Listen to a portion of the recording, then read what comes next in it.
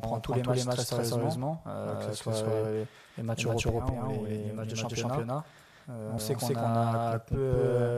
peut assurer notre qualification. Ça se jouera peut-être pas demain, mais c'est possible. Donc bien sûr qu'on est à fond, on est chez nous devant nos supporters. On espère réaliser un très bon match. Et puis après ça, il y a bien sûr la place aussi de leader à garder. Donc c'est un match important. À l'aller, justement, un autre Adrien, très bel aussi français, avait été plutôt bon. On sent qu'il avait posé des soucis au milieu de terrain, particulièrement à toi et à Verratti, où il rentrait vraiment clairement dedans. Est-ce que c'est un joueur que tu as découvert et est-ce qu'il t'a embêté à l'aller? Que j'ai découvert, je sais qu'il a joué en France, il me semble. Mais ouais, c'est un très bon joueur. Comme il y en a pas mal à Anderlecht, on a été peut-être un peu surpris. Mais oui, il nous a posé des problèmes. Mais, on est là pour travailler là-dessus aussi et pour que demain ça se reproduise pas. On voit que parfois l'équipe est coupée en deux. Est-ce que vous en parlez entre vous? Quels sont les remèdes? Est-ce qu'il faut que les trois devant défendent plus, même si Cavani, on peut pas vraiment lui reprocher de ne pas défendre? Donc comment vous voyez la situation? Aujourd'hui, on joue d'une façon où on a des joueurs devant avec beaucoup de talent et qui dès qu'ils ont le ballon ont envie d'aller de l'avant et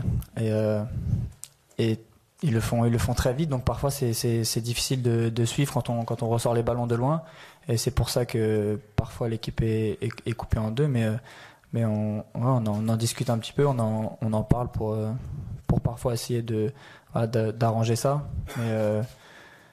Mais voilà, on peut pas éviter ce genre de choses. Vos prestations, j'y reviens aussi, sont un petit peu en dents de scie. C'est pas toujours régulier comme à peu près tous les joueurs. La différence, c'est que chez vous, on identifie souvent les baisses de régime quand vous êtes positionné en sentinelle, et du coup, on l'interprète un petit peu tous pareil.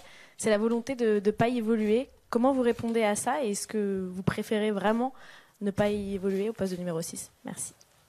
Non, la volonté de pas évoluer en sentinelle, c'est pas ça, parce que c'est pas ma mentalité. Quand je suis sur le terrain, je m'adapte aux consignes et aux postes auxquels le coach me met.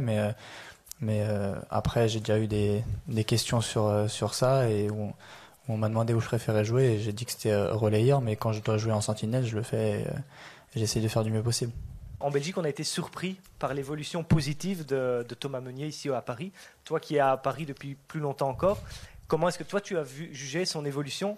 Et sous question, depuis le temps, est-ce qu'il t'a appris un peu de la culture ou des mots belges? Par la bière, pas trop. Non, c'est un joueur qu'on connaissait pas vraiment.